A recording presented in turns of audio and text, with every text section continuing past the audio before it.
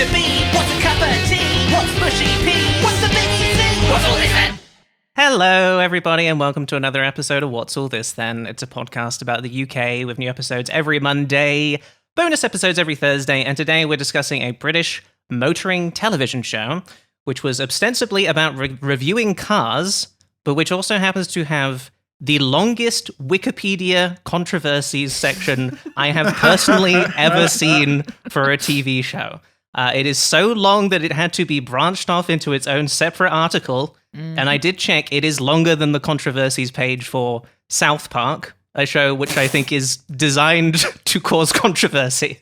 Oh my God. So there you go. Again, this is a car review show we're talking about today, and it was also somehow my favorite TV show as a child. I knew this was coming.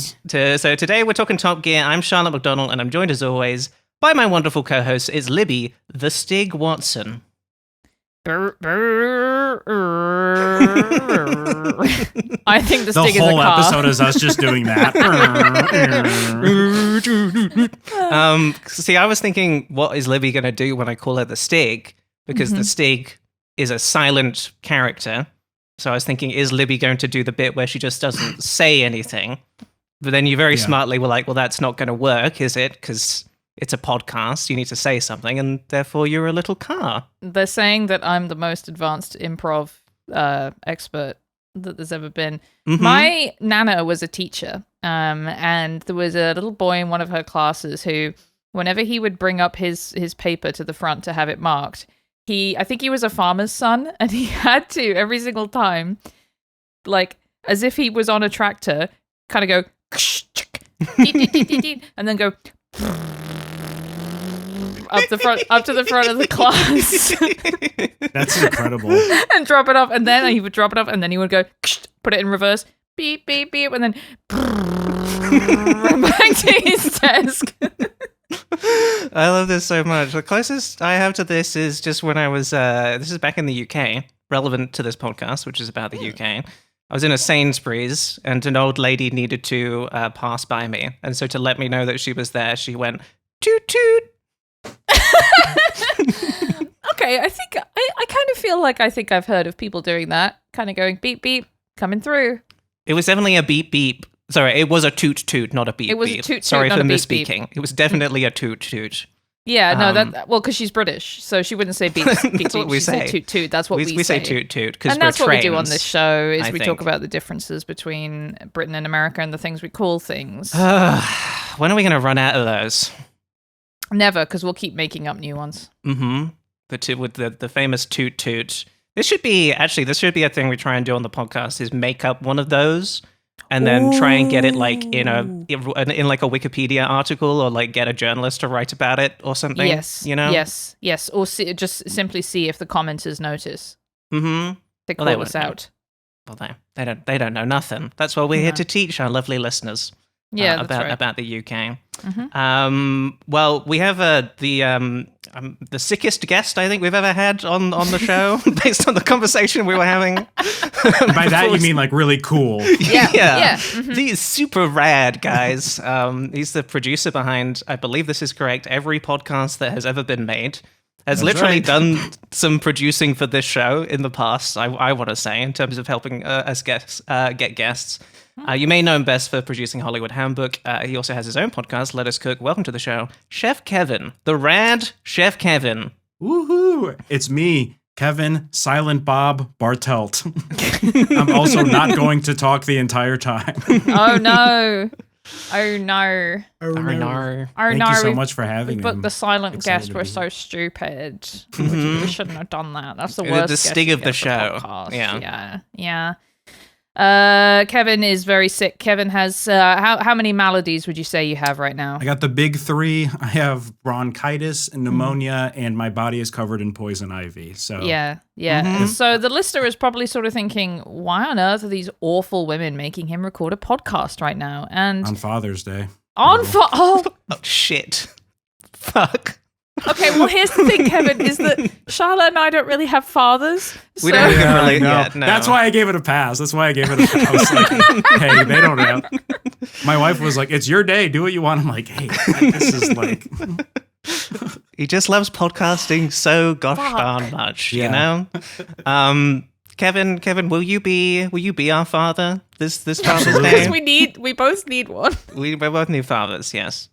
Happy to. I will learn how to grill. That's what I watched my father-in-law do today, was make steak. As I learned, I think my son has a shrimp allergy. He's 11 No. months old. We gave him a little bite. He loved it. And then came home and he keeps rubbing the back of his ear. And we're like, Oh, isn't that no. what shrimp allergy, like fish allergy people do? Is I just keep thinking of Will Smith and Hitch rubbing the back of his ear when he had an allergy. So Yeah.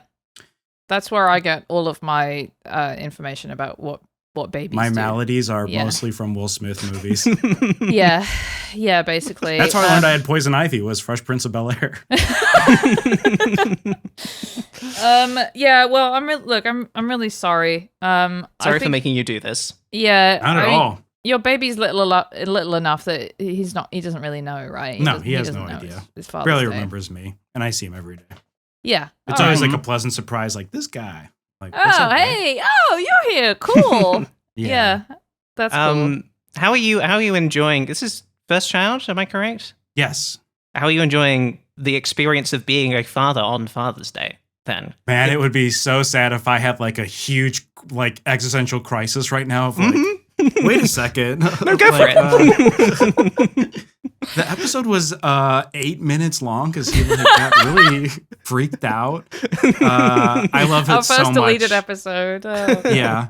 Every time I come on, I ask you to delete it, but you keep having me back. You're just getting sicker and sicker every time you Yeah. come back Just as ruining well. Kevin's life. Oh, Face covered in gauze. yeah. The poison ivy's going north. I love it so much. He's turning 1 in 2 weeks. He's 11 months right now.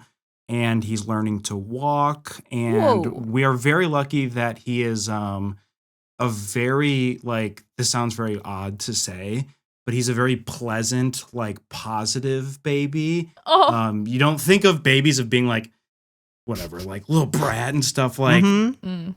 I know some babies that I'm like, this gotta be tough. Baby with bad Um, vibes. Right. Yeah, no aura, no motion. You want a Maybe baby has with a good no attitude, for Yeah. sure. Yeah. You know?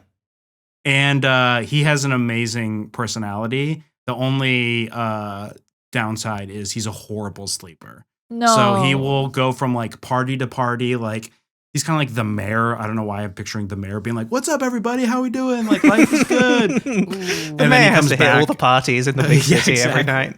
Famously. Baby Mayor. Baby Mayor is a Ooh. movie for sure. That's definitely a Fox sitcom. yeah, Mhm. I'm gonna just Movies. quickly check and see if anyone's done that, and if Well, not, it's I'm got to gonna- be. It's fire a off Boss a Baby pitch. spin-off, at least, right? Yeah, Baby Mayor. Mhm. Boss Baby's cousin. And yeah, so he has like this really fun, outgoing personality. He's very expressive. He's great with people, but he will wake up like 3, 4, 5, 6, 7 a.m.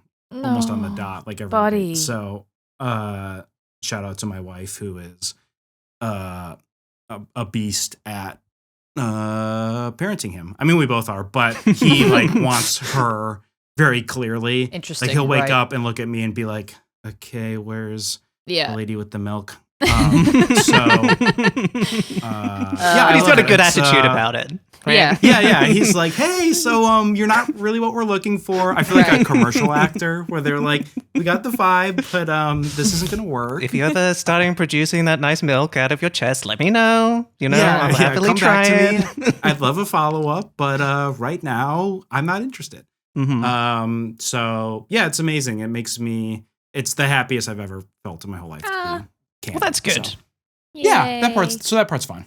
Yeah. Mm-hmm. Oh, that's really nice to hear. Yeah. I just hung out with my friend back in the UK who has a baby, and I learned an interesting piece of information from her, which makes a lot of sense because I've heard differing things from people on whether second baby is easier or harder.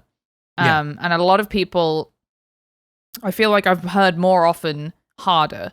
Mhm. And she said that in her case, she has 2 kids, and she said that in her case she found it way easier. And she said that what the second one teaches you is just that you have no fucking idea, because you have nothing to compare it to. And the first one comes out, you're like, well, this is what a baby's like. And so if it's super, super hard and then the second one is easy, you're like, oh, crazy. I guess second babies are easier. But it's like, every baby is different, which is so crazy to me because it's like nothing has happened to you yet. Yep. How are you having different? It's like with Digby. When Digby goes through like little personality changes and preferences, and she stops wanting to do things, I'm like, you have received no new information.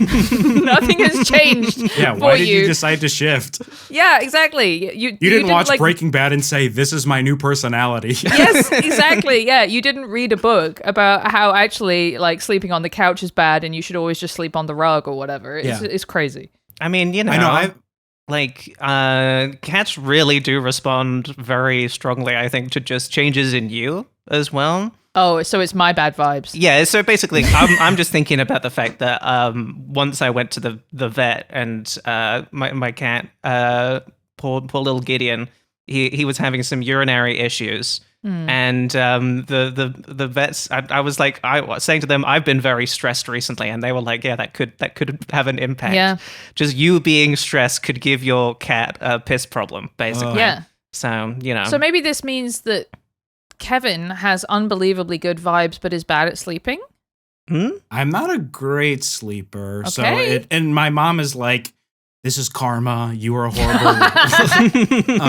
So it kind of feels like maybe the universe saying something deeper. But Libby, I've heard that a lot too. And I feel like, granted, I only have one child, but I've felt that full realization too of like everyone says the second one's harder. But then the longer I've been a parent, the more I'm like, well, now I know all of this stuff. And so I feel like this saying that I've heard, because of course I'm on like parent TikTok and of course that just like goes into your algorithm the moment you have a child, is the second child, you have more experience, but you're just more tired, but you know how to fix it faster, basically. Right. And so that's where I feel like, you know, if we were to have a second child, I hope like it's exactly what you're saying. It wouldn't be as hard because we're like, okay, we know what we're doing now, because it's very scary going from nothing to a baby. Yeah. Where now, if we were to have a second, it'd be like, well,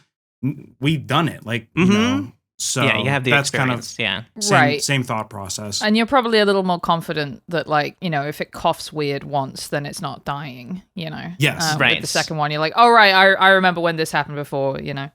That's my dad was so nervous with my son the first few times he held, like he would only hold him for like 8 seconds, and then he would start to move, and my dad would go, I'm sorry, like just a little when he's a little older. Yeah. But to your point, he was so nervous that it was going to be like something was going to happen while he was holding him, so he was just and it's his first grandchild. He was just very afraid of like screwing something up. Yes, this has been my experience when I've held babies. Is I sit unbelievably still. I'm a statue. It's a way to just sort of freeze me. If you ever need to do that, is just put a baby in my arms, and I'm like, well, if I move literally 1 millimeter, it's gonna die. So. Yeah, I know. It's basically like holding a bomb. Yeah, holding a bomb. I was thinking holding just like a pile of eggs. Just sort of in your hands. You're just like, I don't want to move it till, I don't want anything to fall off here. You know, if anything bad happens, it's going to be my fault. Eggs in a onesie that says, keep it up. Okay.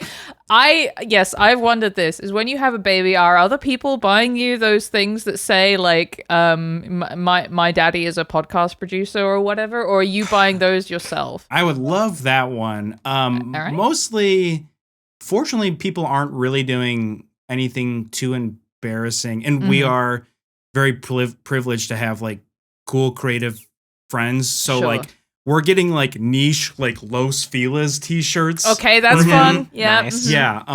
And like little animals and trains. I'm a big train guy. And so like my uncle got like a sick train onesie for Desmond. And so we're pretty lucky that it's not really anything too corny. It's just sometimes like a baby in zip up pajamas looks insane. So if anything, it's like unintentionally funny because it's just like, damn, dude, you're a baby and you look so funny, right? Yeah, no, for sure. It's a huge opportunity to have a bit of a laugh. I have to ask, have you introduced him to any British culture yet? That's a great question. And if not, what would be the first piece of British culture you would want to Well, I introduce definitely him want to? your input on it. Because when I was looking through the suggestions that you sent, I was like telling my wife, I was like, wow, I've consumed way more British culture than I thought. And then I was really pissed off. No. So What a waste. I don't know. We don't really do TV with him yet. Charlotte, I'm so glad you asked that because we unintentionally did. And I was going to text Libby about it. But we were doing this big drive, visiting my family in Chicago, driving to back to Pittsburgh where we currently live. And because we just moved here. And we were playing these nursery rhymes for him to go to fall asleep in the car. And they were all kind of like, we found this weird playlist, but I was like, we have to keep listening to it because I was just like, it was just so odd. And one of it was like a woman doing this like, hey, y'all, blah, blah, blah. She was doing this like Texas Southern country nursery rhyme. But the more you listen to it, the more you realize she is actually British. She is a British singer. She's a British person doing a Southern accent for a nursery rhyme for children. Oh my God. And then I became obsessed with it. And I was like, oh, this is because you could hear the like slips every now and then of like the vowels. Like she would And the say, baby's not going to know. Yeah. I think we need to listen to this, Charlotte. I know I have to find it. I did ask her. I'll find it. Because I asked my wife. I was like, you need to text this to me because I need to send it to Libby. So that was kind of tripping me up a lot. That is so strange because, like, what is the point of making it American? I feel like a British accent for a baby is like nice. Even Americans love that. Yeah. They love Peppa Pig. You know, right? They do. Absolutely. Yeah. So that's why I was like, what is happening right now? I felt like we were on drugs.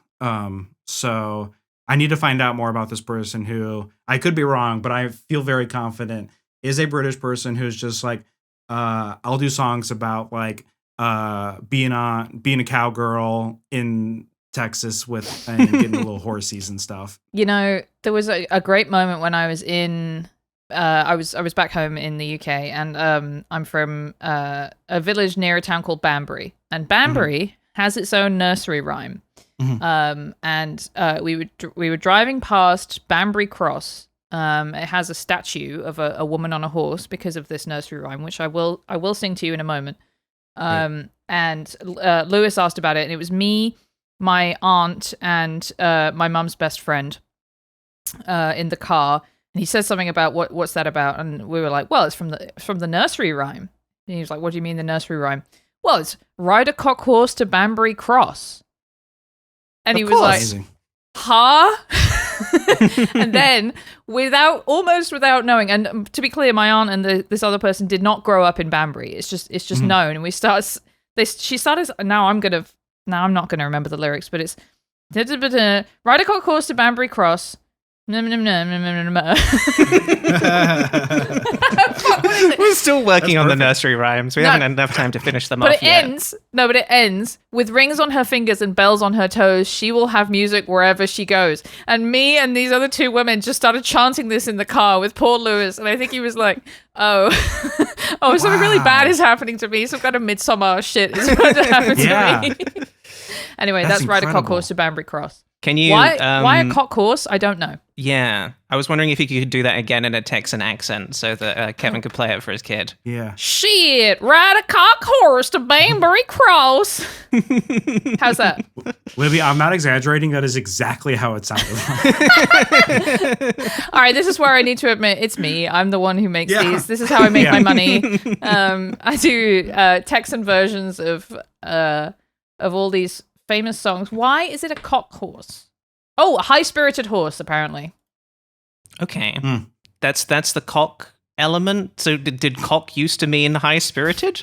No, this is what Wikipedia says, which is a really good website, by the way. A cock horse can mean a high-spirited horse, blah, blah, blah, blah, blah. It can also mean a hobby horse. There is also an expression, a cock horse, meaning astride. So Okay. it might be that ride a cock horse kind of means like riding on top of a horse. And, I'm on cock a horse. Yeah. Yes, something like that. Give me a second, guys. I'm gonna get on cock a horse real quick. Do you want to see the statue? Yeah, I would. I mean, I've seen it, but I would like you to show it to Kevin. And you would not believe how big this cock is on this horse as well. Well, it does. It does have some thing going on. Ooh. Let's just take a zoom. And you I can, mean, of course, it's got- see this on the Nice. YouTube. Yeah, it's got a lump. Yeah, it's got a Yeah. lump. It's got a bulge. Yeah, and we've also got some wonderful toes as well. So, Yeah. I remember when they put this statue in. I don't know why she's doing this. Early salt bay adapter. Yeah, Oh my god, she she's doing is Salt Bae. Salt Bae. That is exactly it. Wow. Anyway, that's Banbury update for you all. Banbury update. Mhm. Okay, Still so shit. what? Sorry, I was just saying it's still shit. Oh, it's still shit. Yeah. Okay, but and no intentional British culture yet instilled in the child. Not to my knowledge, no. Okay, great, gotcha. Mhm. And how about you?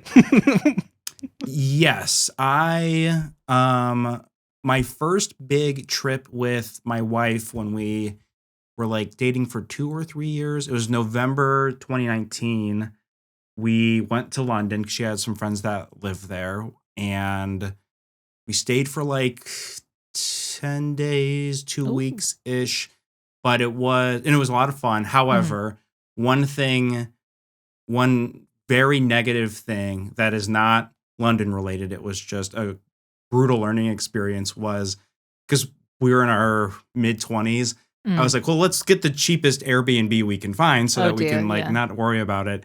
And it almost single-handedly ruined the trip. There was just like a No. comical amount of issues with it. And would it surprise you to know Airbnb is like not really helpful as a company in general? Oh, word. Mhm. Okay. Yeah, no, Wow. that surprises me Mhm. because I feel like usually big companies are really good and helpful.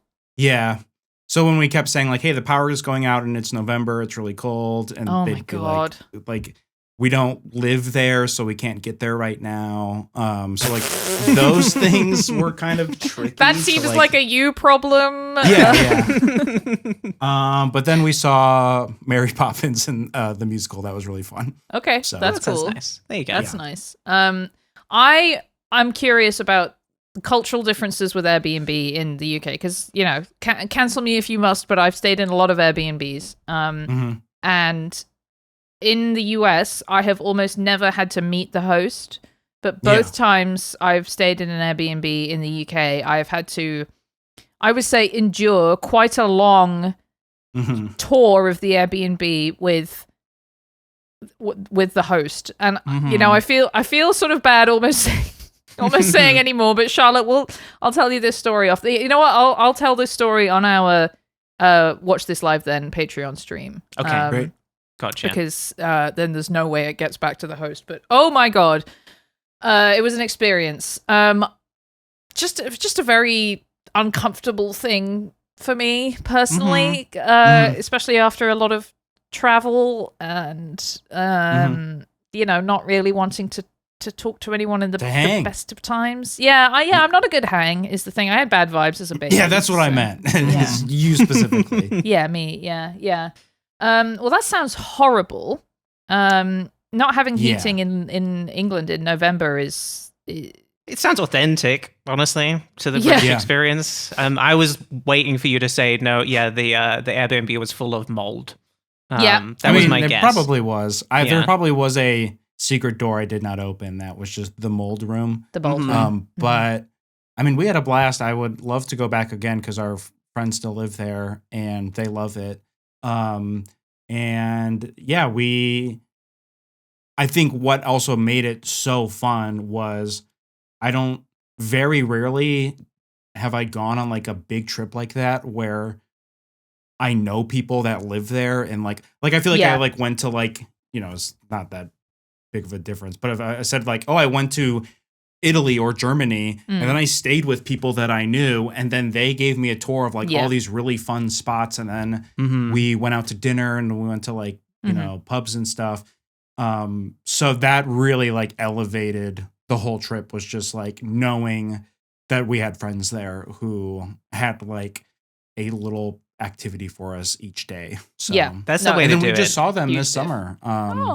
First time since then, which was really cool. So That's so nice. Yeah. I think especially in a really big city like London, I think it can be, and you know, ones that have such sort of a distinction between tourist areas and non-tourist areas. It's so much better when you're staying with someone who lives in like a real place that people live, and you just like when I visit people, I just want them to like take me to the like restaurants that they go to and like the parks that they go to and stuff. Same. I mean, this is why I didn't like Los Angeles for the first like 6 or 7 times that I came. And then I hung out with Libby and my friends there. And I was like, okay, now I see what a life looks like in this city. I was like, yeah, no, I like it way, way more. Yeah. Should we do British Thought, Libby? Is it time for British Thought? Yes. All right. Yes. Yes. Tea's quite nice. What happened to Noel Edmonds? EastEnders. Bloody raining again. How do they make Scotch eggs? Did they finish Brexit or what? British Thought of the Week. That's right, Charlotte. It's British Thought of the Week. And this week's British Thought of the Week is, what did the Thames smell like in 1858? What do you think the answer to that question is, Charlotte? Well, knowing what I know about London history, this feels like I'm going to get cue-eyed, and there's going to be like a klaxon that's going to go off when I say what I think is the obvious thing, because surely it smells like poop. Sorry. You'd have to imagine that it smells like poop. That's right. That's what it smelled like. We're talking about the Great Stink today, Charlotte. This is a time called the Great Stink. I was inspired when I was in London last week. My aunt lives pretty close to the Thames, and so we did a lot of riverside walking. And in fact, a couple times we couldn't walk home the way that we had left her place because the Thames had covered the path. She said this only happens a couple times a year, but part of the Thames is tidal, and tide came in, and path gone. I have a picture of I can't be asked to find it now, but I have a picture of when we were at a riverside pub, and there was just like some of the tables were just kind of like partially submerged by the water. The Thames is I was going to say a really wet river. I'm still really jet lagged. she's jet lagged. Wet rivers. Yeah, that's right. Anyway. I just was recently, I got fed like I guess I was looking, because before you left, I was like, I got to find some stuff for Libby to do in the UK. I'm pretty sure I got fed an Instagram reel of like the wet pub that is like partly in the river. The wet pub. It's like the outdoor part of the pub. Like floods when the river is high enough. Yes. I mean, look, I was at a pub where that happened. So I don't know if it's I don't know if there's only one wet pub. And I will secondarily say, one of the things we did was go to the London Museum at Docklands, and to do that we walked through Canary Wharf, which I'd never been to before. Horrible. Rancid vibes. It was so horrible. I used to have to go through there all the time on the way to work, and one of the worst places in London for sure. What's gross about it? Well, Charlotte, you go ahead. It is the business guy's bit basically, and it's sort of like cordoned off, I would say, from the rest of London. I always felt like I was not supposed to be there any time I was in it. Well, it's not just that it's the business guys bit. It's not like going to Wall Street. It's more like going to Hudson Yards, because it's the business guys bit, and they've just poured money into like revitalizing it. And everything there seems like it's for twats, basically. Like they had, and the reason that I bring this up is that they had these like floating bars that you could rent, or like a big fucking bar that's mostly just like a rubber inflatable thing. They have that in Pittsburgh. You Yeah, can like it's like a barge thing where you get on and get hammered, and I'm like, this seems like it's only gonna get worse from here. yeah, and it's like they had ones with grills in them and saunas and stuff, and you know it's just like a big That rubber sounds like dinghy. a horror movie. Yeah, it does. It Getting does. stuck in a sauna on a boat that's sinking or something. Yes, exactly. Yeah. Anyway, so Tuesdays after Baby Mare. the sunken sauna. Yeah. Ooh, Ooh. I like it. Yeah. Anyway, a lot of stuff for twats, but I like the Thames. But in 1858, I wouldn't have liked the Thames because the Great Stink was happening. So, for a bit of background, historically, people in London used the Thames as a sort of bin, and they just threw everything. They just threw everything in there, all the trash, and all the dead animals and people. Okay. Oh my god. Well, I wish he hadn't said that because I was just thinking it would be fun to. I know not to, but it would be fun to throw trash in a big river. You know? Oh, it's got to feel great, you know, when Yeah. you're just hucking a bagel in there or something and saying, "I don't want this anymore." But now I'm thinking I'm about, obsessed with unfortunately, this, the dead body. Yeah. Ooh. I'm obsessed with this group called the Ocean Cleanup, and they basically create these like filter systems in rivers that collect plastic before they reach the ocean. It's very cathartic to watch. Yeah. And I love the idea of like if the video started 5 seconds earlier and I'm just seeing Charlotte throw a huge bag. I just got a big bag. Yay! Just tipping it out. Oh my god. I like to see it collect as well. And someone's got to put the crap in order Oh, for of there to be course. stuff to collect, you know? Of course. And then sort of, I was going to say ironically, I don't know if it is ironic, but sort of maybe counterintuitively, things got a lot worse when rich people started to get flush toilets. Because originally they had night soil attendants who would go around people's toilets and take away their night soil, aka their poop, and put it into cesspits or use it for fertilize. Take it to farms, use it to fertilize farms, stuff like that. Do you want to bring that back? Calling poop night soil? The night soil. Absolutely. It is funny that it's called night soil because I feel like for most people, Some Elden Ring shit. okay, Kevin, hold that thought because we're going to do some Elden Ring stuff in a bit. But The night soil eater. honestly, the night soil attendant is almost like maybe like a gimmick boss that's actually not very hard. Right. Yeah. Anyway, what was I saying? They flush it all, and it would go straight into the Thames. And at this time, London is also with industrialization getting bigger, and there are more people.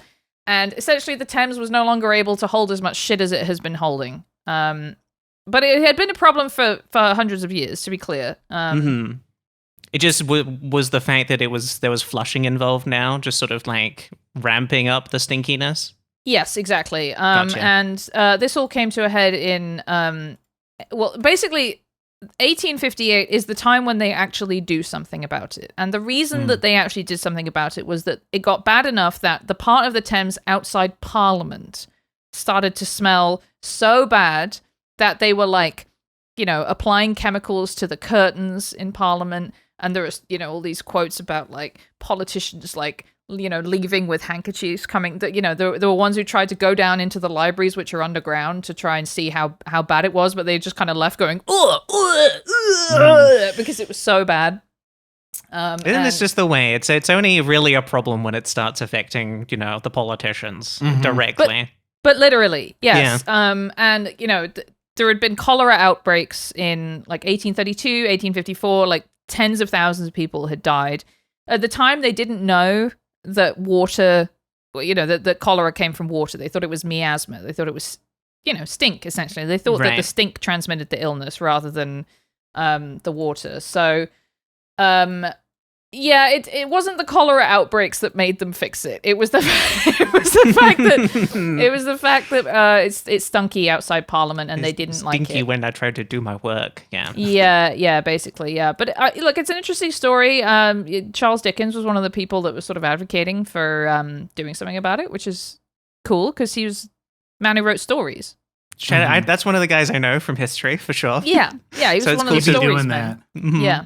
Not to do another video game thing, but I also like the idea of this being like an Assassin's Creed side quest, where you're having to like navigate through this, and it's really stinky, and the achievement's called like Timber or something. And it's like, well, that doesn't make sense, but I guess I see what they're going for. Okay, Well- I was just thinking I need to replay the Assassin's Creed that is set in like Victorian London. I wonder if they have.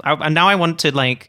Not that I even thought the game was particularly good. It was just nice to explore the city that I lived Good in. Patreon episode, Charlotte. Just saying, could be a Okay. good Patreon Look episode. at this. What did I say? He's producing. He's always producing. He Never can't not. help it. It just comes Can't out help. of him like Yeah. poop. Mhm. So I just want to explore how. I want to know how stinky it is in the Yeah. game now. Well, let me give you some quotes about how bad the river smelled at this time. Mhm. This is from This one says, "God damn." holy shit. Pu. Yeah. Michael Faraday, this is a couple of years before the Great Stink, said, near the bridges, the feculence rolled up in clouds, so dense that they were visible at the surface. The whole river was, for the time, a real sewer. So literally, you could see the poop stink. You could Wow. see it. Wow. Yeah. Like a cartoon. Another good one here. That's when they invented stink lines. Yes, the Thames invented stink lines, and they say British people never invented anything. Benjamin Disraeli, this is from The Guardian, Benjamin Disraeli lamented how that noble river had become a Stygian, I assume that means like the Styx, Stygian pool reeking with ineffable and unbearable horror.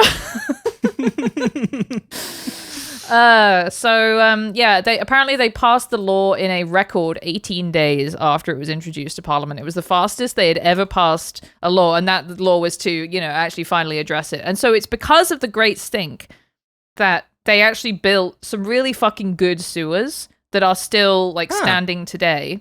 Wow. Our hero of the day is Joseph Bazalgette, who Yo, Bazalgette. Bazalgette, yes, who was a total player and a pimp. And he hated Cool. poop smell. Yeah, no, he really He hated did. night soil. Yeah, no, he was not going to stand for any night soil. Apparently, he was like a total psycho in terms of working extremely hard, and thank God for it, because he would approve all of the individual plans for his sewers, himself, and he had a very what's the word, extensive and expensive sewer system that again is like parts of it still used today, which is Everyone has that one friend who's got the big sewer system blueprint in their apartment. That's right. Someone had to do it. I was just Yeah. always a fan of pipes, Yeah. They should have called him Joseph Pipes. Yeah. Because who knows what the fuck Basil Bazalgette Pipes. means? I don't know what a Bazalgette is. Basil, get that name out of here. It's Yeah. Joseph Pipes now, bitch. Yeah. Anyway, a side fact from this, which I think is really interesting. Charlotte, do you know about the Fleet River? The River Fleet? No, I know about the Fleet Stream. Shout out to Howell, but Yeah. I don't know about the Fleet River. We love the Fleet Stream. God damn, Yes, it's so yes. good. No, so the River Fleet is a now subterranean river in London that existed for hundreds of years. And it's really interesting to me because it still kind of exists, but not as like a natural river. It's essentially part of Bazalgette sewers now. But it had been there for hundreds of years. And would you guess that it was also really, really gross? And it got so gross that it basically just in places started filling up so that it was no longer a river. It was just full of trash and poop. I can't help but feel like I if I got a time travel machine Mhm. and I could bring the video camera back in time, Yeah. those videos of unplugging the secret underground river full of trash and shit would do so well. Those would do numbers. You know? Oh, yeah. I that would really, be- really do want to. I want to be able to see it so bad and never, Yeah. ever smell it, you know? Yep. Mhm. I'm just trying to find now. I had a really good quote, but I don't know where it is. It was a quote from Jonathan Swift about the fleet, the river fleet. I'm going to just type this into Google, which is the website I use for finding things. While you're Smart. looking that up, I thought Yeah. of two British culture things that I did introduce Desmond to. The first Oh. is Austin Powers, because I'll put a link in the chat. We dressed as Dr. Evil, Mini-Me, and my wife as Austin Powers Oh, yes, I saw this. for It's really good. Halloween. Okay, that is And really then- good. I thought you were just Yep. like, mate, you're gonna love this movie. Yeah. God, he looks and- so good. And then the other one is because his name is Desmond, everyone thinks he's named after the Beatles song Obla Di Obla Da. He's named after a character in the show Lost, but we do like that song. So he does have Beatles shirts because people will buy him that because they're like, well, he's obviously named after this. And we're like, well, we like the song. So he's got I had no idea that there was a Beatles song about Desmond. I just look wanted to at make this. sure everyone Yeah. watching the video got to see the costumes. This is really, really good. Oh, you're doing the little pinky finger. I see it now. Yep. Uh-huh. Well, he doesn't know about the pinky finger yet, so he can't do it himself yet. No, but he He's looks still figuring evil. that out. Yeah, Yeah, he does. He doesn't- doesn't even need the fake eyebrows. Like he's already doing it. Mm-hmm. he is. Yeah, absolutely. Yeah. No, he looks fantastic. All right, I found my quote. This is from Jonathan Swift, who you'll remember is a poet, a writer. He wrote a poet. He wrote a poet. He wrote a poet. This I'm very guy- tired. This guy wrote a poet or something. I don't know. The river was stinky, though. I know that for sure. Mr. Pipe made the sewers, I think. I'm so tired. I really thought I had this one totally locked down. You're doing great. You are doing You're killing great. it. You just I- said the wrong word. It's really fine. All right. This is what he said about the river fleet. Sweepings from butcher's stalls, dung, guts, and blood, drowned puppies, stinking sprats, all drenched in mud, dead cats and turnip tops come tumbling down the flood. Does that sound like a Bars. river you want to go to? Right? It's bars, isn't Yeah. it? Yeah. Something about dead cats and turnip tops. I know. Combining those two is really, really funny to me. That's poetry. Yeah. There are still little bits and bobs that you can see. Someday we'll do a whole British thought about the fleet because I find it fucking fascinating that there's like gonna a happen. secret river in London. I really like the idea of a secret river, and I'm curious about the process of building over the river to turn it into a secret river. That's funny to me. Yeah, I like that. Yeah, they basically just sort of directed it. I think the word is a culvert. Maybe is just kind of like I don't know if this is what they did with the LA River where they just poured a bunch of fucking concrete in it. But they basically just sort of directed it through to become a sewer. It shares its name with Fleet Street. That's where the fleet goes. Also, it really got to I suck if you're a river. Like, if you're that river and you were just a normal river and now you're suddenly Yeah. turned into a Come sewer. on. Yeah, Yeah. for real. I like the idea of that poem in like the front page of the newspaper with another article that's like, children keep dying in the school. We don't know why. We're on the case. It is really funny that I mean it's not funny, but it is funny that they didn't know that it wasn't stink that made you sick. Mm-hmm. Yeah. And I it's mean, you really would think it would be because it doesn't smell nice. It's unpleasant to get the stink. Sure. They didn't know Mm-hmm. about germs yet. And it's actually a really interesting story. I remember doing this in my GCSE history of how they figured out that it was the water and not the stink. There's a guy turned off a pump and he found that all the people on that street stopped dying because they couldn't get their water. Oh from yeah, the Jason Pumps. We love Jason Pumps around here. All right, let's do the bit that I really wanted to do, which is show you this this cartoon of Joseph Bazalgette from Punch in 1850 or whatever. Does this remind you of anyone, Charlotte? Okay, let's have a look at this. Whoa. Okay. It doesn't immediately remind me of anyone. So it is a It is a huge snake that is made of pipes. Well, I guess Mr. Basil Gates' face on the front. Okay. Well, what if I did? What if I did this? What if I changed the image to one that I didn't think I was going to have to Google this because I thought you would agree with me. Well, you can tell me. You can just. I'm say, showing I the really picture. Can't. All right, sure. Libby's going to show a picture on the podcast that most people listen to the audio of. Oh, video games. It's Rykard. Don't you think he looks exactly like Rykard? I mean, yeah, I guess if, yeah, sure. Libby, I know you're having a hard time today, so yes, definitely that's the main one that he reminds me of. And the cartoon is called The Snake of the Thames. Okay. That's look nice. Look at him! He's got the fucking... you can just imagine him saying... He's a big... Together! That's how Rykard We will build a sewer together. Mm-hmm. Why did he do that? Why was that the line read? I don't know, but I'm always going to be happy because that's one of my favorite bosses in Elden Ring. And now I do want sort of like a just the turn of the Industrial Revolution version of Elden Ring too, so that you can fight the big snake pipe guy because that's really, really good. Yeah. There was another cartoon which I don't find interesting enough to show, but it's basically the Tibia Mariner. There's actually quite a lot of cartoons that are basically the Tibia Mariner, which is a skeleton in a boat saying, I'm the Thames and I'm horrible and I'm going to come and kill you. This is when cartoons were good. This is when political cartoons were good. I mean, honestly, that's good. I'm just going to draw the guy who made the sewer as a huge snake, and he's just like going through the bridges and stuff, and that's just like...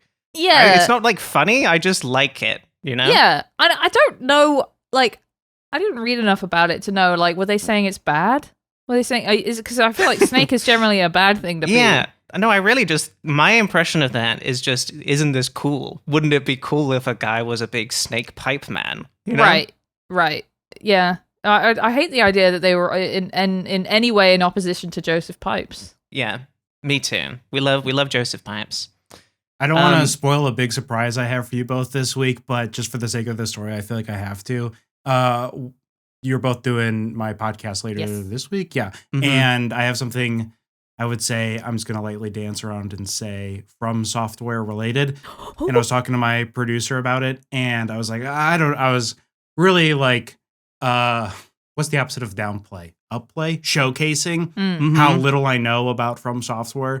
And then eventually I was like, he's like, have you played any of the games? And I was like, I'm like 80 hours into Elden Ring. And he was like, so Kevin, you have played From Software games. Yes. Yeah, I think 80 hours is pretty much. Yeah. Yeah. Mm-hmm. I think I'd probably. He's like, stop acting. You're like, oh, I don't know what I'm talking about. Yeah. You know what you're talking about. Yeah, you got FromSoft imposter syndrome. I think if you're laughing when I say what was the thing? Night soil? Is that the night? The night soil. Yes. If you're laughing at that, if you're getting it, I mean, they mentioned the dung eater in the beginning of the thing, but all the same, he eats poop. He does eat. He does eat poop. Well, Libby, congratulations, A star. For British Thought. That was really nice. I'd love to hear about the big stink. Wonderful British thought from Libby's mind. And of course, if anyone has a British thought of their own that they want to send in, please do that. The email is whatsallthispost@gmail.com. Let's talk about Top Gear. It's time for us to talk about the main topic. Kevin, you suggested Top Gear, which means I assume you are familiar with the show. Yeah, I have watched a handful of episodes. I definitely want to say up front, not an expert in this world, but I find it extremely fascinating. Just there's a part of me that is like, if these guys were 45 years younger, they'd be really big on YouTube. Yep. Oh my god, that's so true. Actually, their personalities are weird. I don't really know. Like I'm like, oh god, why is their controversies page so long? I did watch a video about them talking about their controversies, but it was like, we shouldn't have drove that car where we did. Oh, so you don't know about you don't know the big one. There's no, I don't, ton, and now I'm nervous about it, and I'm like, should I have just stuck with some silly? This is Kevin's favorite show that he loves. Yes, with all his heart. He loves the host of it. I would say my research is I've seen 3 episodes, and I watched when I couldn't sleep last night because I had to leave a wedding early because I was covered in poison ivy. At 4 a.m, one of the things I watched was a 45-minute video called "The History of Top Gear Part 1." And, Right. Yeah, I Okay. can see how part 1 wouldn't have gotten you to the. kind of the Michael Jackson movie of It stops at a really Right. interesting place. yeah, stops at a hyper specific spot. Yeah. One of the things I liked about that YouTube thing was the guy so clearly hates that the US tried to make a version of Yes. Top Gear. And so he was just having a lot of fun being like, and these fucking Americans, that's my accent, Okay, tried I have do to their ask, show. do you remember the name of the person who? Because I watched a lot of videos. Let me as look it well. up. It'll be on my YouTube history. It was called like These Three Idiots or something like that. Okay, because I was watching. This is the same guy that came up when I was doing Gear research. Knob Official. Gear Knob Official. Okay. When I was How researching three idiots for, accidentally conquered the world. Amazing. That's what it's called. that is familiar. Yeah. No, I when we did the in-betweeners episode, I just like to, ideally I want to come in having watched a bunch of just like video Sure, yeah. essays on the topic so that I can have my opinions fed to me. But with the in-betweeners one, I was like, okay, this guy clearly loves this show that I hate, so I just have to have all of the opposite opinions of him. The same guy came up all the time for Top Gear. He really loved Top Gear Really? and the lads in their banter. The YouTube channel was called Fat Memer. Fat PHAT. Fuck So I was me. watching the Fat Memer in preparation for this, God, that sucks. as well as a bunch of clips and stuff. But with your experience, with the experience that you do have, Kevin, would you be able to explaining to the listeners what Top Gear is for people who don't know? I will do my best. Yes. It is a show about cars that started surprisingly in the 70s and then stopped, and then there was kind of a history of trying to bring it back unsuccessfully, and then they do bring it back in the early 2000s, 2002, and kind of are rotating out different hosts to see who can bring the show to the numbers that the network wants it to be at. Yeah, Then yeah, they yeah. eventually do find it with this trio. But there is a lot of trying it with one person and not working, trying with a different like car journalist, it not working. And so they kind of do these like stunts, which again is why I feel like it's so YouTube coded and watching it in 2026, where it's a lot of like silly challenges that I could just picture my dad laughing of like, wouldn't do that with that car. And on the YouTube thing, I had my family call with my mum today, and I was like, "Oh yeah, we're doing an episode about Top Gear." Although importantly, I don't tell her what she asked. I don't talk about the podcast now unless she asks me specific questions because I always feel bad. But she was like, "Yeah, I didn't like Top Gear." And the thing that she remembered was that back when I was the #1 most subscribed to YouTuber in the UK, she was like, Top Gear was always second. So there you go. Interesting. Definitely were very YouTuber coded, and I believe sort of still are too. And you were subscriber mogging them. I was. And I doubt I am anymore, but all the same. Although the show did go off the air like 10 years ago, I think. Yeah. But yeah, I was really surprised to find out that it like started in the 70s, because for me, it like the version, I think when most people think of Top Gear, they will think of the version of it that started in the like early 2000s with Clarkson, Jeremy Clarkson, Richard Hammond, and James May as like the three main hosts.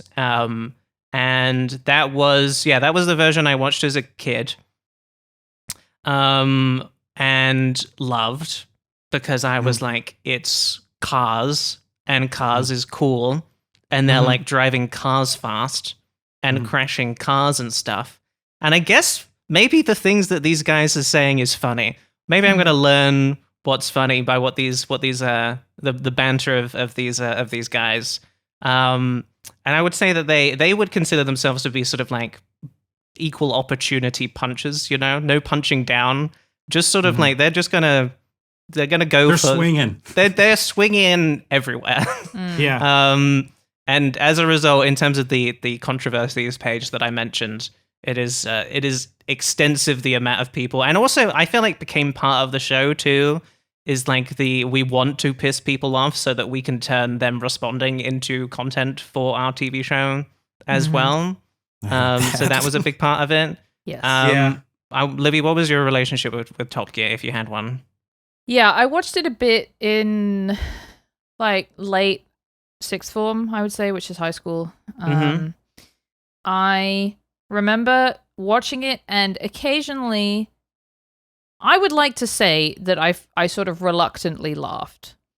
I think what was really happening was that my boyfriend liked it, and so I was like, okay, and I like it too. And I knew that Jeremy Clarkson was a twat, and he is, and sort of politically revolting.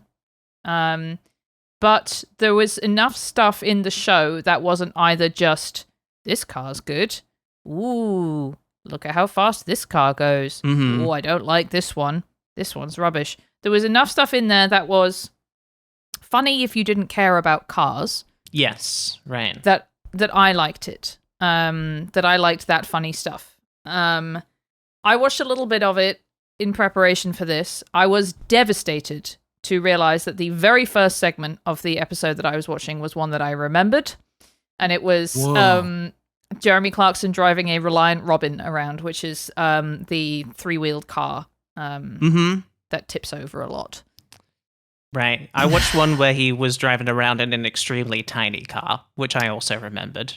Yes. He like drives it into BBC Television Centre and sort of like takes it around with him in the office. There's a lot of stuff. Like I will agree. I think there is a reason I liked it so much as a kid. When I was, I think I have to say, did not really understand a lot of the jokes that were being made, or really even what the cars were. When they had the big sort of like cool board where they're like, this car is good, this car is bad. I was like, you thought it was a big toaster. You were like, this is fucking weird as hell.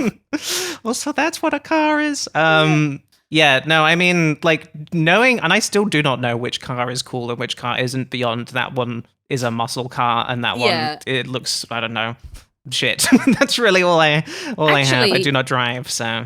Yeah, Kevin, this is an interesting question for me. Do you have a relationship with cars beyond this is the car that will be the most practical car for me? Do you like cars?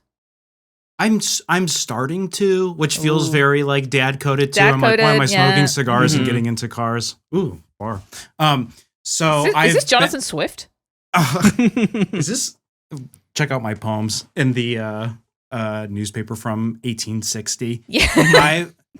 I drive a Prius. I'm interested in electric cars, mostly because I'm like, man, it would be cool to have a fully electric car that wasn't a Tesla. So I think because I don't want a Tesla, I look at Reddits that are like, what are alternative electric cars? Because climate change is kind of like I don't want to say obsession, but it's a thing I think about a lot, and I read a lot about it, and I'm horrified about it constantly. And so one of my like fantasies is having like solar panel roofs and an electric car and stuff and being like off the grid. I think that would be amazing. So then because of that, I watch a lot of YouTube videos on like solar panels and alternative energy and electric cars. So I kind of like, I would say I randomly pop into it, but not in a way where I'm like, it's because I like cars. It's because I have this dream of not having to use gas and oil and stuff for my vehicle. So really that's just been in like the last 2 or 3 years.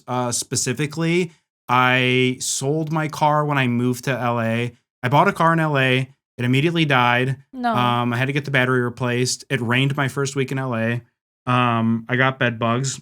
No. And then Kevin, are you okay?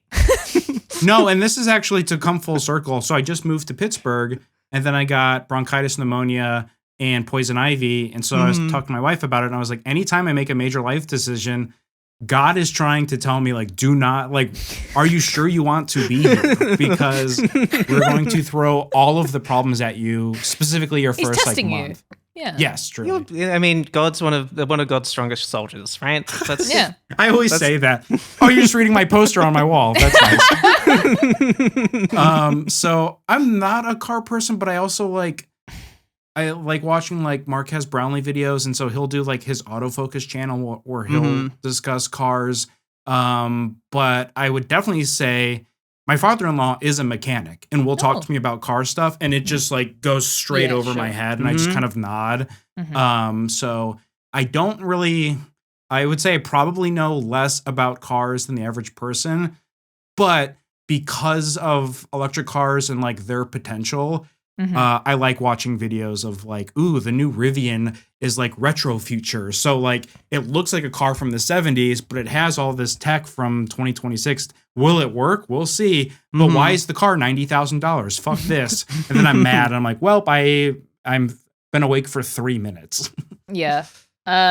So basically your interest in cars is the polar opposite of what Jeremy Clarkson Most people believes. Yeah. No, I wouldn't like any he hates time. electric cars. Yeah, electric that's cars woke. coming up on the show was always it was always a big joke for sure. Yeah, sure. A big sort of like one of the, in my opinion, sort of less controversial aspects of the controversy section is the Can one. I just really say super fast for the listeners? I do not know about, and this is my fault. I should have done more research. I can't wait for us to tell Kevin what the I know. I just know that there's going to be be like 3 people that are like, Jesus, Chef Kevin. Like, no. I'm curious to know which one you believe is the big one, Libby, because I was just sort of letting a lot of this wash over me as I was looking at. But they did have a whole thing where I think we're sort of making up some stuff about a Tesla Roadster, if I remember correctly, to make it seem worse than it actually was, and they had a big thing with Tesla because of that. Yes. So that one I was like, well, whatever. I don't like Tesla and I don't like Top Gear. So if these guys want to have at it, that's fine. Go for it. And like I think at this point in the show, it's sort of become apparent that they would not necessarily like with the original format being like we are going to talk about cars and review cars and which one is good, and sort of using that format to be like now we're just going to make light entertainment with cars. And it doesn't really matter how truthful stuff actually is, so long as it is like fun to watch. I feel like that's what the show became. To me, there's like a similarity, and I imagine there's a very clear differentiation here too. I don't know if I said that correct. Between like him and like an Anthony Bourdain, where it's like the top comment I see on all these Top Gear videos are like, it was never about the cars. It was always about the guys and their personalities. Yep. And I feel like there's a similar thing where it's like, you like watching an Anthony Bourdain thing because it's like, oh, he's cool and he's talking about food in a cool way. And then you're like, oh, people just like him, liked him. But maybe the difference is like these guys reveal their true colors. And it's like, oh, okay, I don't like that. I could just see a crossover of both of these groups of men. Yes. I think there's something really fascinating to me about the dynamic that I think explains podcasts and also the popularity of things like Mystery Science Theater. Another example of this that I've enjoyed is the Ricky Gervais XFM shows. Which, to be clear, I would not defend everything in, but there is something so powerful about enjoying what feels to you like hanging out with your friends, like riffing on a movie or just taking the piss, and where there is always this air of like, what we're doing is ridiculous. You know, what we're doing is silly and a bit shit, and we're not taking it seriously, and we're just having a laugh. It's kind of what good podcasts are like as well. But you, the listener, are in on it. You are in on it, and you are with parasocial. us. Yes, exactly. It is exactly parasocial, and I think that is something that Top Gear. I'm not going to say it did it well, but it did it like powerfully, successfully. I would successfully. Say. Yes, exactly. I mean, it just in terms of the viewership of the show, because I mean, like it was, I believe, was struggling for a long time. The 70s incarnation went off the air, and then those three really, made it successful. And when they left, we'll talk about why that happened in a bit, I guess. Then they tried to replace the hosts. There was I remember being excited that maybe Top Gear was going to be good again because they had Joey from Friends as one of the hosts. Wow. Matt LeBlanc was like, I'm going to be one of the Bless hosts him. of Top Gear now. I mean, does not have the same level. I remember thinking, I hope that this is going to be just like Joey hosting Top Gear. And it's just like, no, this is just kind of a boring guy who likes a guy. Yeah. He's very Yeah. rich, so he likes cars a lot. Sure. You know? Yeah, it's interesting to me. Well, we should talk about the like later iterations with the new hosts. But I think in order to do that, we have to talk about why the version that had Clarkson, Hammond, and May ended, and that is what I have been saying is the big one of the controversies, which is not to sort of rank racist things that these guys have said, because a lot of the show was like, you know, variously like problematic or racist or just really like annoyingly kind of, you know, anti-PC things about like Polish people and Mexicans and of course women and all kinds of shit. It was a lot of that in the show, but I would say the big one, which was the one that led Clarkson to be fired from the show, it was an N-word one. It was Clarkson on the show was saying the children's rhyme, eeny meeny miny mo. And I'll leave it there. I'll leave it there. And there was all kinds of controversy about him. He did not say tiger. He did not say tiger. No, he said the old, really bad one. And I'm hoping now that in like, you know, preschools and stuff, they have a version of that is just completely different and does not use the same structure and is just like, it's fun to count things. Which one is it gonna be? You know? The one Desmond sings, the one Desmond hears is a British woman singing in a Southern accent. Yeah, so yeah. Well, his which is pretty clean. two really, really bad combo in terms of racist tough. stuff. Yeah. Anyway, there was all sort of controversy about whether he really meant to say it or whether he did say it, and then they released a watched clip. the video. I'm gonna like- answer you. Yes, he did. So I was watching his like apology video. Yeah. And he was like, I wanted to do the eeny, meeny, miny, mo rhyme. And I knew there was a bad word in there. So I tried to mumble over it. I tried to but- mumble over it. And I was like, Unsuccessfully. there's a reason that kids were saying tiger. You know, you could just say a different word, my guy. Yes. You know? Is he so old that he didn't know that? He's from a time when I guess you just said the bad version. Anyway, I guess so, yeah. Yeah, very, very bad. You know, again, that was not the only... The controversies page is long because there's a lot of shit like that. Really nasty bunch of guys. Clarkson, obviously, always the worst. But yeah, I mean, I really did find myself, like, when I watched the section where they were talking about Mexicans, it is like Clarkson is definitely the like, he's so the one who says the shocking. least. Yeah. in Really? that. Yeah, no, for Interesting. sure. It's like, it's mostly Richard Hammond talking about, he's like, well, this car was made in Mexico, so I'm going to characterize the car as being like, honestly, stereotypes about Mexican people that I hadn't even like heard. Right. Sure. I don't want to read it out loud because it is Yeah, it's like flatulent oaf is one of the things that he says. What? He's like this, and there's this whole thing where James May immediately starts laying into just Mexican food and was like, it tastes like great. refried sick. And I was just like, I mean, look, I know we talk a lot about how people shouldn't talk shit about British food, but you cannot do that as a British Yeah. person. you absolutely about no Mexican grounds. food. Like, come on, my guy. Also, we're the baked beans country of all the things. You I can't say know. refried beans is bad. We're the baked beans on toast country. Jesus Christ. Yeah. Yeah. I mean, just It's so fascinating. It's very disappointing, obviously. It's also weird that that like the director of that show doesn't walk up to them and go like, "Hey, so we're not gonna do that stuff. So please stop." Like, it's just weird that then it's like, oh, that's part of it. Like, and so, like what you're talking about with Ricky Gervais too. It's just a bummer when it's like not only that stuff happens, but then that they're like, oh, this is good television. We should show this to people. It'll get a response and stuff. It's just like, Well, the show was really it's successful, a bummer. right? So, Yeah. like a lot of the time, not only do you have the director, but also like I was looking because we have Ofcom in the UK who regulates British TV as like a separate entity. And a lot of the time, it would be like these hosts are saying something racist or homophobic, and Ofcom would be like, "Yeah, this is just kind of what they do. You know, this is part of the fun of the show. Is the banter between these guys, and you know." They make fun of Australians all the time. So making fun of Mexican people is basically exactly the same. And that's like Ofcom saying that. It's very strange. Cause I was watching, because now that I was doing a similar thing to you, Charlotte, where I was watching a bunch of like YouTube video essay stuff about the history of the show. Clearly I didn't finish. But now it's also on my... Part one. Yeah, part one.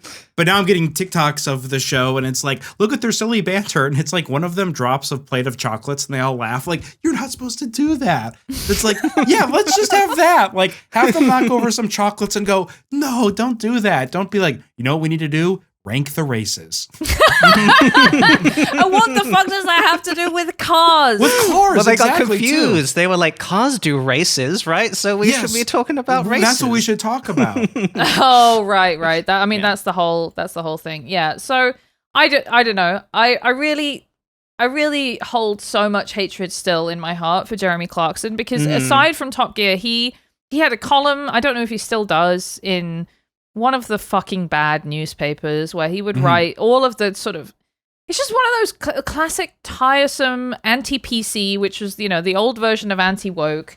Sure. Guys who, his whole personality is saying, well, I'm gonna say something that you're not supposed to say. Okay. Who fucking cares? Yeah. Who fucking surprisingly cares? good Clarkson, actually. Well, yeah. You did the face really good. He is my dad. So. Yeah. That's why we need Kevin to step up. We actually both of us are the yeah. This is why it's the Father's Day episode. Yes, exactly. Right, exactly. Yes. Yeah. Clarkson is our dad. Huge twat. Hate him. He does suck real bad, but I do, because when I was talking to my mum, she was like, "Oh, Jeremy Clarkson is the really bad one, and the other two are fine." And I just need to make sure people know that those two also are not good. Did you get any shrapnel, Charlotte, as the one person who surpassed their YouTube channel?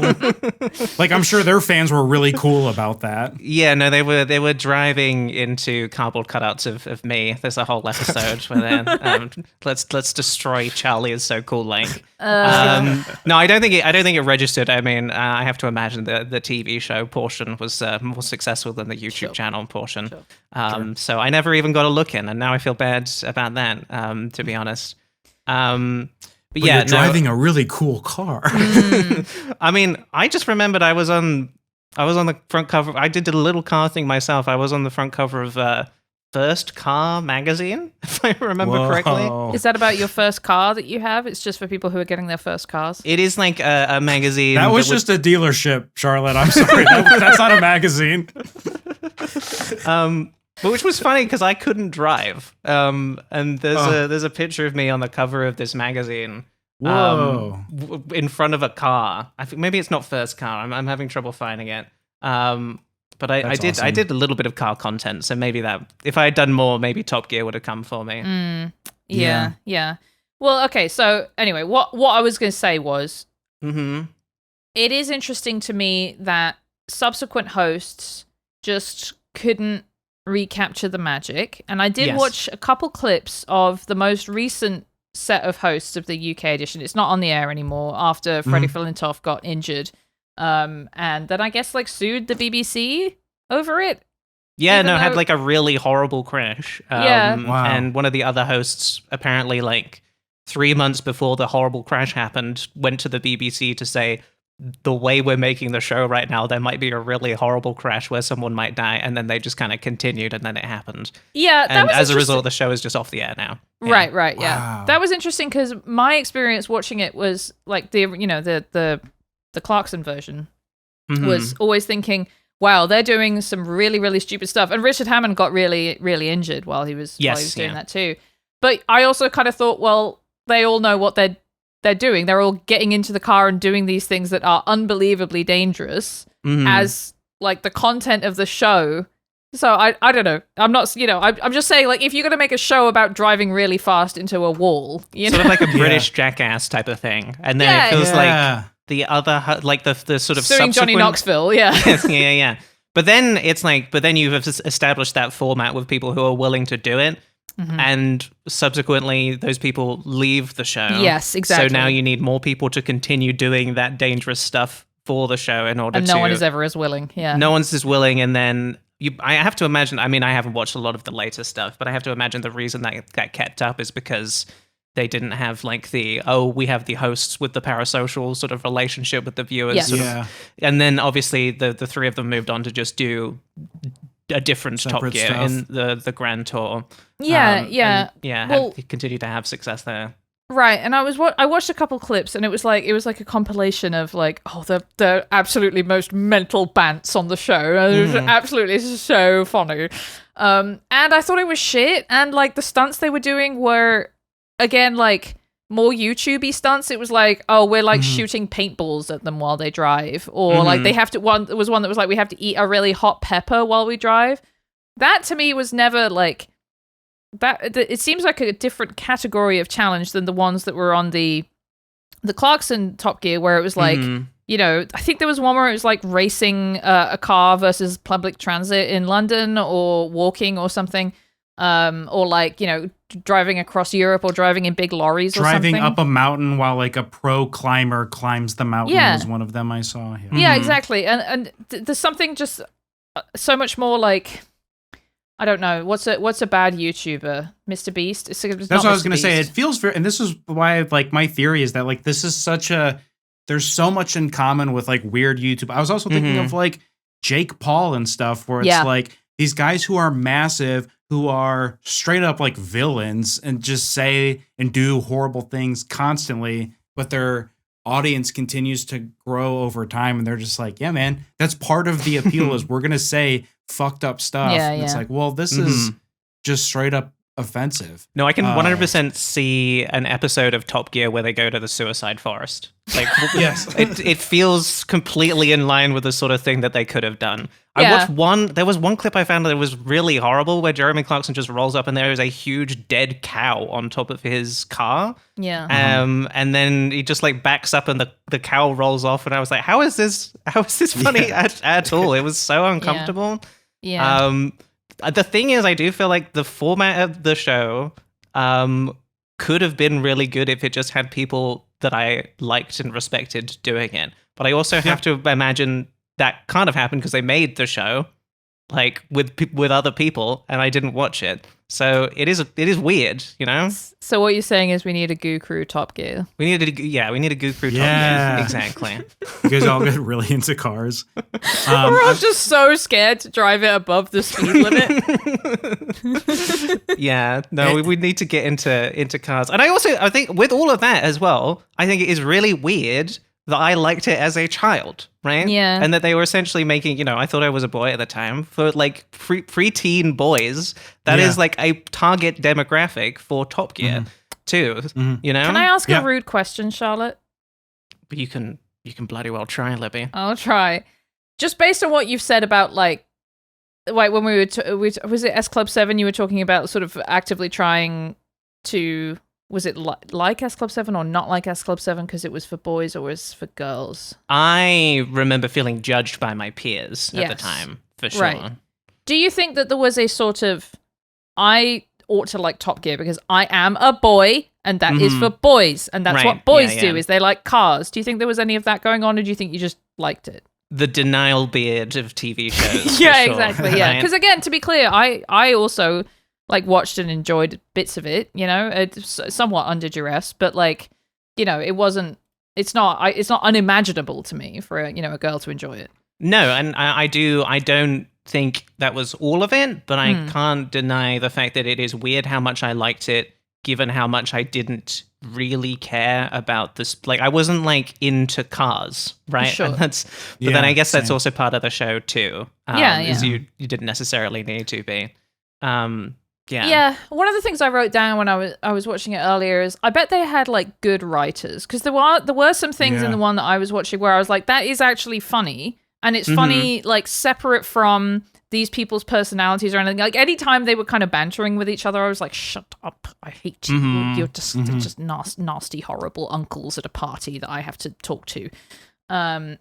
Hated that. But there were occasionally bits where I was like, okay, that's like a fun, like there was the Reliant Robin one. They had this like running thing where the car kept tipping over because it's only got 3 wheels and it tips over if you go too fast.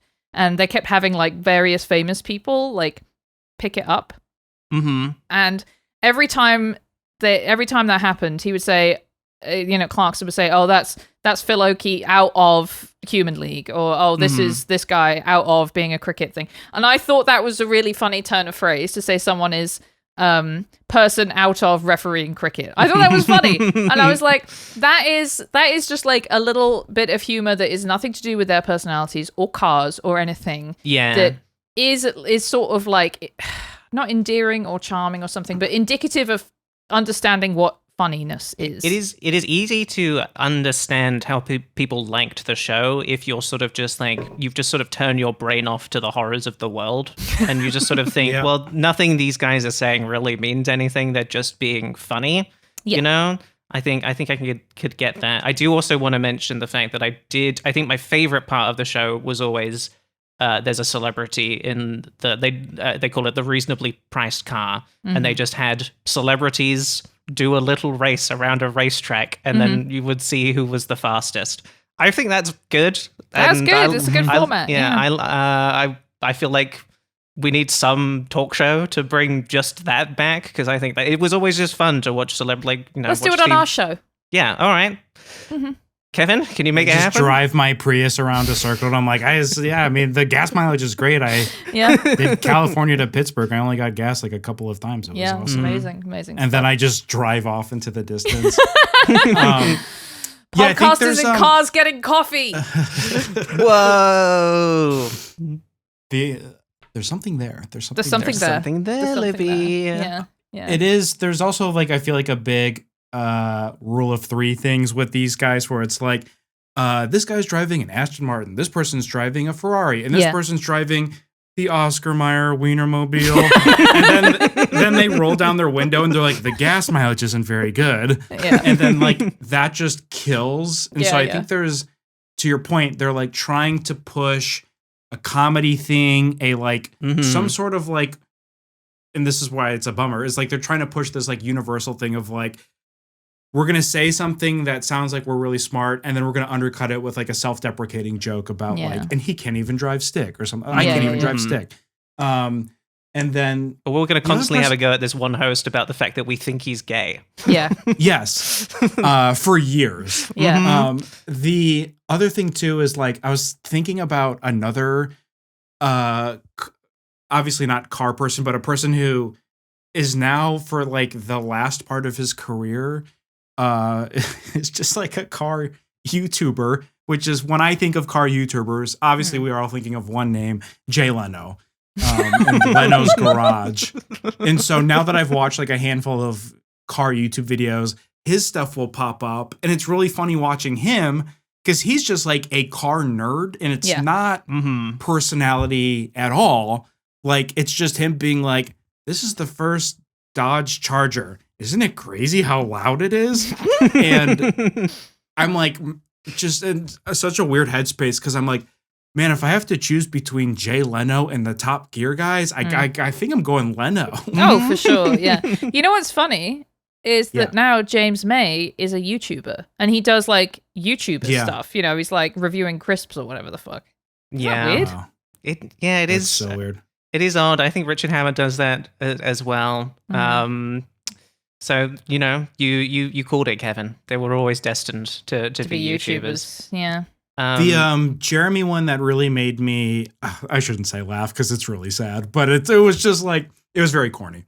He tells a story about his dad getting a phone call that his dad is dying in 30 minutes. What? I'm sorry, this is really fucked up. But he drives a really fast car and he's able to see his dad before he dies. And basically the whole story is like, if I didn't have this fast fucking car, I wouldn't get to say goodbye to my dad. And I was just like, what an insane story. It's the drill drunk driving post. You know, it helps people get to work on time or whatever. Yeah. Wait, that's not what drunk driving is. I'm going to put that one on the jet lag, I reckon. Drunk driving helps people get to work on time. Let's wrap this up in a nice little bow. We're gonna rank Top Gear on our British supermarket theme tier list, with S being Waitrose tier, A is Marks and Spencer, B is Sainsbury's, C is Tesco, D is Morrison's, E is Asda, and F is Iceland. Libby, would you like to start? Where are you going to put Top Gear? Yeah, I think what I'm going to be guided by here is not, the sort of minor ambivalence that I have expressed about how it was possible for that show to be funny and to have an interesting dynamic and all that stuff. But instead, the fact that I think that if you like Top Gear in a sort of unreserved way, not as a sort of guilty pleasure when you're younger, but if you sort of actually say, oh, yeah, Top Gear, it's brilliant. I think you're a twat. Yeah. No, I think so as well. Yeah. So I'm putting it in Iceland. I think that's completely fair. Kevin, I think we didn't tell you that part of the reason that Jeremy Clarkson got fired was also that he apparently punched one of his producers. Oh, yeah, I forgot about the Right. punch. Hell? Yeah, big punching guy. I believe the story is that they only had cold food available and he wanted a hot steak. So he punched the producer, and that was how they finally got rid of him. And then May and Hammond were like, well, we're not doing the show without him, so they all left. So that's the situation there. Inspiring male friendship. It's got to be Waitrose for me. I love those guys and their crazy pants. I love a car going fast and blowing up as well. No, I do. I can't deny that I do think that there are redeemable qualities of Top Gear, but it is definitely not the people involved in it. They should do gay Top Gear. They should do gay Top Gear. 3 gay guys driving a car really fast. And they just call it gay Top Gear. Gay Top Gear. Yeah, that's all. Oh, that's that all would they piss need. him off, wouldn't it? That would piss off Clarkson. I'm putting it in Asda. I think I have to say it, but I totally agree with you, Libby. I think if you enjoy it now and in a sort of like, as opposed to enjoyed it when you were younger and didn't know any better, then you're a twat. Kevin, where would you like to place Top Gear?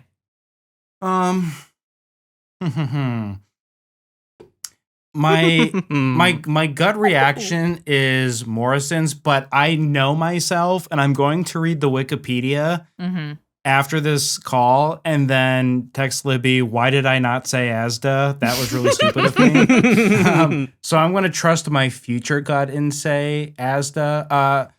I do agree that it's like it's just a bummer that the format of the show works, but it just really shows you that people can, like, the personalities are both like what are bringing people to the show and also single-handedly ruining the show. So true. Yes. Yeah. And I've been reading about this with what's the show called where the guy eats the hot wings and interviews people and he has really good questions? Hot Ones. Can you do that show with another host?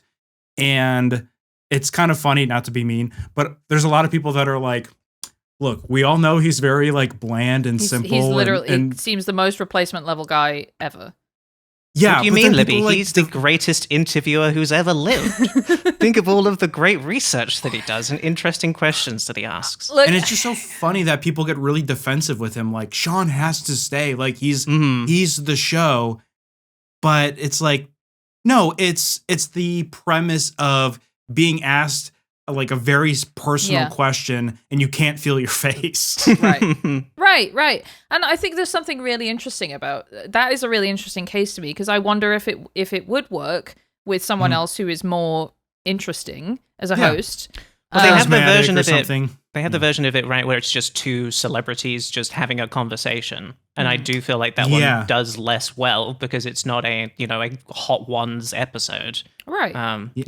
Yeah, I don't know, and maybe it works because it lets the, his boringness lets the celebrities, sweating really and crying. Yes, exactly. Speak for itself. All right. Yeah, let's do the thing. we're right. It's time for Charlotte's game. We hadn't talked about the Stig at all. But that's fine because my game is about the Stig. It's just going to be a quick one today too. The game is called Who's the Stig? So I'm going to show you guys a car, and the Stig is going to be in the car, and you're going to have to tell me who the Stig is. So for the listeners who don't know, the Stig was like literally existed because they needed someone who could actually drive a car well for Top Gear, right? So they had like a professional driver come in, but they made him anonymous so that they wouldn't like need to hear what a professional driver had to say on the show. Also need to mention, because I found it out just before we started recording, originally was going to be called The Gimp. Wow. Yep. Wonder who pitched Stig that. mean? The Stig is apparently, it was like a nickname that would be given to kids at Jeremy Clarkson's old school. So it was this weird, very specific thing. Okay. Now you say that, yeah. it sounds very fucking private school, doesn't it? It does, yeah. No, it does for sure. If you can believe it, they didn't want to call him, they decided not to call him the Gimp, not because of it would be crazy to do that, but because they were worried about copyright issues with Pulp Fiction, or at least that's what I've heard. Listeners can correct me on that. But the question was always, who is the Stig, right? Who is this guy wearing this outfit with the white helmet, anonymous? And that was a thing that kind of went on over the show. So I'm going to show you a car, and you tell me who is the Stig. Okay. And so this car is is called the Compact Pussycat. And you can feel free to describe the car to the listeners as well. Well, it's cunty. It's maybe the cuntiest car ever made. Yeah. Mm-hmm. I love it. It's pink. It's got big lips. Looks like a beautiful woman. Mm-hmm. Yeah. A cartoon car as well. Libby, do you want to tell me who the Stig is? Charlotte, can I get some clarification on the game? Is this like a real cartoon character and I'm supposed to know who it is, or am I just making up something funny? Okay, so there is a real answer. There is a real character that did drive around in the Compact Pussycat. If you cannot think of someone, then you can play Charlotte's special secret extra game where you get to make up the character and have a little fun with it. I've got the words Penelope Pitstop in my brain. I don't know who she is. I don't know if she's said anything bad, but that sounds like the name of a character who would drive a car that looked like this.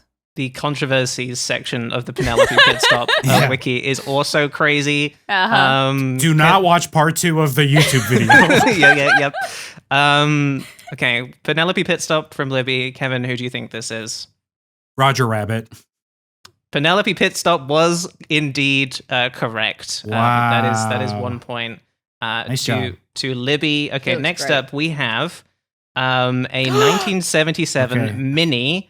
I have a hunch just from Mark Libby's IV. reaction. It's a Mini in Citron Green, and the placement of the Stig is a clue here, as he is lying on top of the Mini. And I will be going to Kevin first for this one. Mr. Bean. Libby, who is this? Well, it is Mr. Bean, but I'll say something amusing, seeing as Kevin's already said the right answer. Sure. It's Tom Walker. You really want to say that? Because I won't give you a point if that's your answer. Yeah, I don't care about the points. They don't. Okay, they don't that's translate good. into any real sort of currency. That's healthy. No, I will be the winner of this game. Will receive a car. Actually, the first time we're doing it on the show. Yeah, it is of course Mr. Bean who drives the green Mini, and he's on top of it, and he's using the broom and stuff. He used a broom and stuff to roll the car. Okay, next up, we have the Mark V. Again, if you want to describe the car to the listeners, it's got toes. It's got toes? Doesn't it look like the front part is 3 horrid toes? Yeah, put some sandals in there. I guess. It's got 3 aerodynamic whooshes is I guess what I would call it. Big old M on the front. And it's the Mark V, so it says 5 on the side. I guess I'm going to Libby. It's Super Mario. Super Mario because of the big M. Yeah, Super Mario. Kevin, do you know who this is? I'm picturing it in my head. I'm drawing a blank on the name. I want to say Speed Racer. It is That indeed sounds Speed insane. Racer. Wow, Kevin. Nice work. Yeah. Shocking. Really, I mean, really a good sort of like, I don't know who this is, so I'm going to say the most generic name of a Right? car guy Yeah. thing. So, It's Mr. Carr. That's what the Mr. M stands Carr. for. Is that Ben Shapiro? Yeah. that is not Ben Shapiro playing Speed Racer, but what would that look like? And then as a Family Guy cutaway to that. Okay, next up we have the Pursuit Special. The Pursuit Special. This is a muscle car looking thing. It's got the engine sort of poking out at the top. It's black. It looks pretty cool. The Stig is just standing next to it because I didn't want to Photoshop him into the cars every time. Kevin, who is the Stig? I'm gonna say Batman. Ooh, Batman's so cool. Batman and his Pursuit Special. Libby? So the fact that it's got what looks like a gun on it is making me think this is James Bond. Where's the gun? You mean the engine? That was a gun. You mean the thing I just described as the engine? American spotted. It's got I like a hole its in the gun. front. I like the big gun it's got on the front. This is not James Bond. This is Mad Max. This is Mad Max's car. Oh, of The drives course. around in Mad Max, the Pursuit Special. Yeah. So no points there. Next up, we have a 1966 Ford Thunderbird convertible. Okay. Nice. Really nice old blue convertible car. And the fact that we have two Stigs here is also a little bit of a clue. Libby, is it your turn? Who is the Stig or Stigs? So it's some sort of duo. Mhm. I'm going to say it's Homer and Marge Simpson Homer and Marge Simpson. in Libby their loves- famous blue car. Mhm. Oh, should we say what next week's episode is going to be, Libby? Let's do it after this. All right. But that's a little clue. Little teaser. Listen to the end of the episode. British Kevin, cars.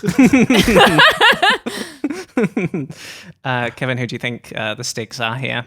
I want to say, I'm thinking of like a 70s TV show. Mm-hmm. I want to say a like Tango and Cash or like a Starsky and Hutch. That's not it, Ooh. right? I think Starsky and Hutch is right. But no, neither of you are right. This was Thelma and Louise. Oh, of course. I love them. Yeah, but not enough to know that car, Garth Libby. and Wayne from Wayne's World 2. Yeah, Garth and Wayne. Okay, next up we have Brum.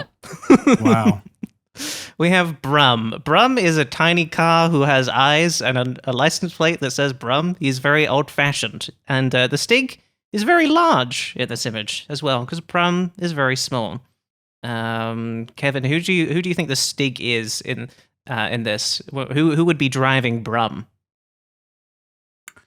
I'm picturing like a character from Thomas the Tank Engine. Ooh, that's some British culture I'm going to be putting into Desmond. Yes, dude. He has some Thomas the Tank Engine books. I was a big Thomas the Tank Engine boy growing up.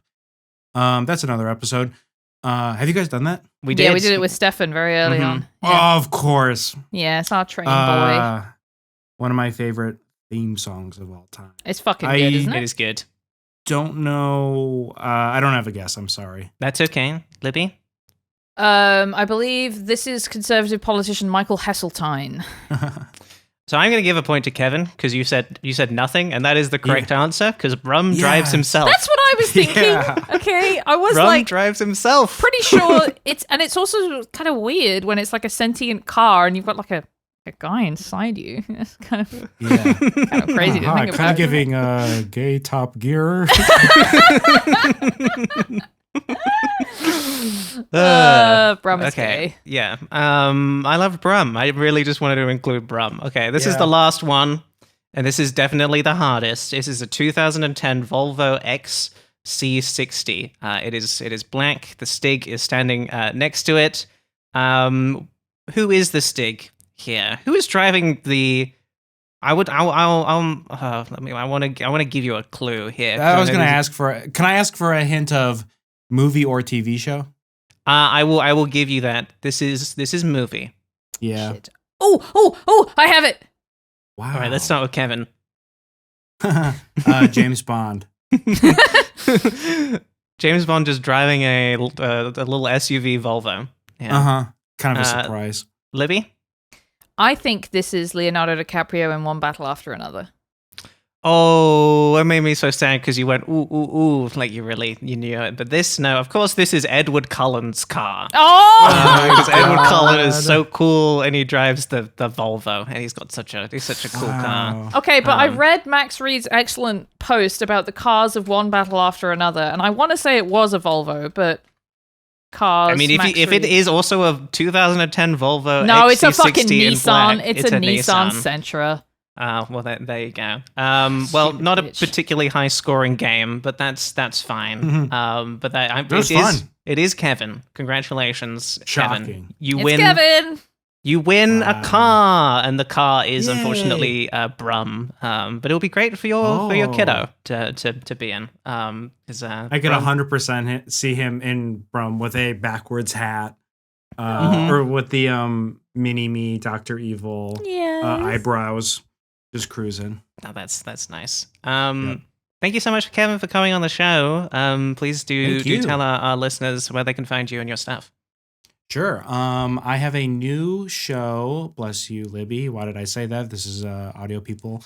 I expertly muted that. So Yeah, no, this is the thing we like to do is we end off the podcast by saying bless you. We go around and say bless you. Bless and keep you. Yeah, Libby didn't sneeze. I'm just that's how I end very my religious. chats with people.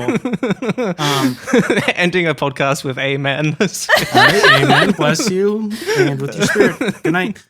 I'm doing a new show on YouTube called Let Us Cook, where I spend a month learning the hobby of my guest, specifically something they've always wanted to try, but they haven't. So my first guest is Mike Mitchell. So I've spent a month learning chess because that's what he's always wanted to learn how to play. So that is out July. Oh, why am I blanking on the day? July 2nd. So soon or out, depending on when this drops. And I'm doing very silly, very intentionally goofy Patreon episodes with my friends, including Charlotte and Libby. That will be out pretty soon as well. And that's at patreon.com/letuscook. And if you want to watch the monthly YouTube show, that's Let Us Cook. And then Instagram, Chef Kevin Streams. I just got on Blue Sky like a couple weeks ago. That's just my name, Kevin Bartelt. That's everything. Thank you so much for having me. I had a blast doing this show. Yay. A pleasure to have you on. You're welcome anytime. We do need to take this moment now to do the thing we said we would do, which is tell people what's happening next month on the podcast. It's time, Libby. It's time for us to reveal our big secrets that we've been cooking up. I was trying to think of a song I could sort of sing while you were doing it. How about this? Da, da, da, da, da, da. That's right. Are you sick of Blighty? Do you hate us talking about British people? Why are you listening to this podcast if that's the case? God. Would you at least like a month away from that? Then you'll love What's Y'all This Then? What's y'all this then? What's Y'all This Then? Next month is July. That's America because of July 4th and all that. And we will be doing America Month on the podcast. In particular, we will be talking about American things that were important to British people. And we will be starting, of course, with The Simpsons. So look forward to that. We're also going to be doing special episodes on our Patreon all month. I'm calling it in my head. I don't know if we committed to this. An American sitcom in London. Yes, we did. We are. Yes, Great. we are watching episodes of American sitcoms where they do a trip to the UK. So that's what we're going to be doing on our Patreon. We'll have guests all month for those as well. We're very excited, and we can't wait to not talk about fucking England. Yay. Give us a fucking break. We hate this shit. Oh, it's rubbish. It's rubbish, absolutely. The amount of sitcoms I have watched where they do that, and then it cuts to Big Ben, and then bum bum bum bum, and then it's like Leslie. It's like Leslie Knope going like, I can't believe we're here. Where are the hot dogs? That is literally one of the episodes of television we will be watching for the show. We will be doing that. And that's on our Patreon, patreon.com/what's all this then. That's every Thursday. We're going to be doing that throughout July. You can also follow us with What's All This Pod on Blue Sky. Welcome to Blue Sky. I don't look at Blue Thank Sky. you. Libby does that. We're also on Instagram and on YouTube. You can watch all of our main feed episodes for free over there. What's All This Pod? You can always send us an email. Again, that is what's all this post@gmail.com. If you want to complain about the fact that we're not doing Britain for a whole month, Please. we would love to hear that. And that's it. Thanks again, Kevin, for coming on. That's the end of the show. I had a blast. Thank you so much. Yay. A pleasure. Bye, everybody. Bye-bye. Bye-bye. What's all this then? What's all this then? What's Mr. B? What's